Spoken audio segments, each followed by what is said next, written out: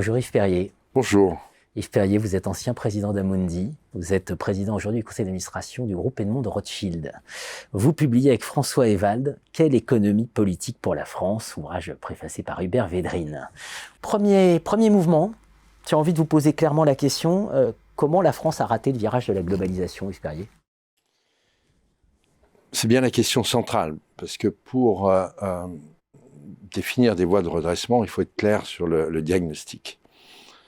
Au début des années 70, un fameux think tank américain qui s'appelle le Hudson Institute disait la France va être la première puissance européenne à la fin du XXe siècle. Clairement, c'est pas ce qui s'est passé. Et la première partie de ce livre vise à essayer de comprendre pourquoi.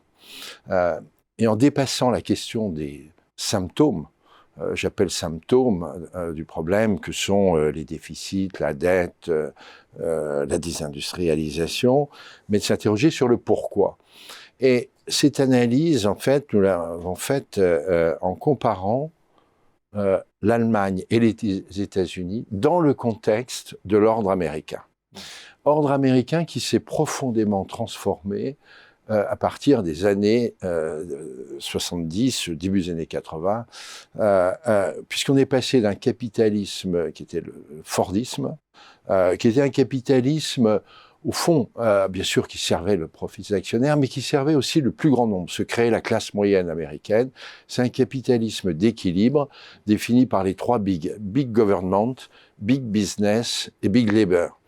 Et vient la révolution qu'on a appelée reaganienne ou néolibérale, qui va s'appuyer sur cette référence intellectuelle qui était Milton Friedman, et une transformation formidable va se faire. On va passer à ce que j'appelle le capitalisme financier, qui a la prise de pouvoir, en fait, par une certaine catégorie de financiers, qui est, pour faire très simple, le monde de la banque d'investissement, qui prendra d'abord le pouvoir dans le système financier, notamment à travers la fin du Glass-Steagall Act, et ensuite sur le monde corporate, voire à la fin sur les États.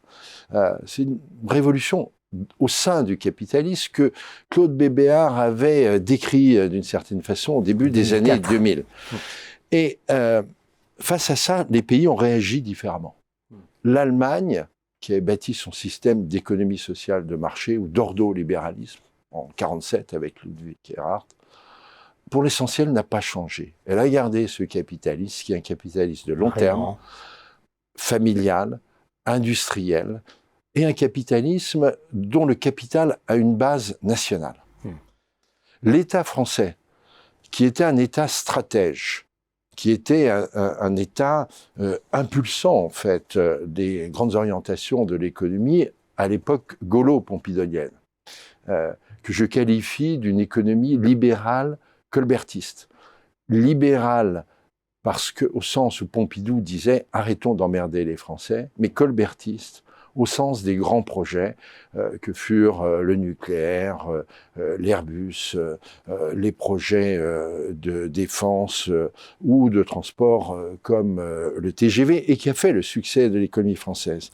Et l'État stratège va devenir un État thérapeute.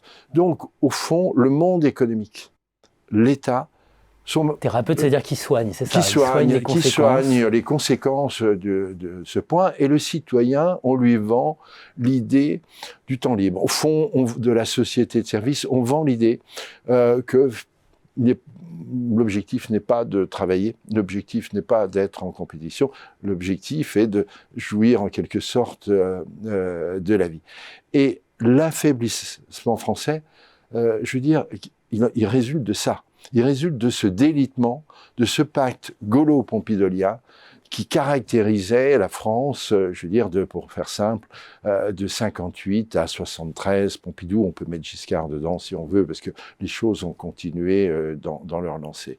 Voilà comment Péchinet, Arcelor, Lafarge, Alcatel, Technip, Alstom, on les a perdus. Merci à vous, Yves Perrier. Merci.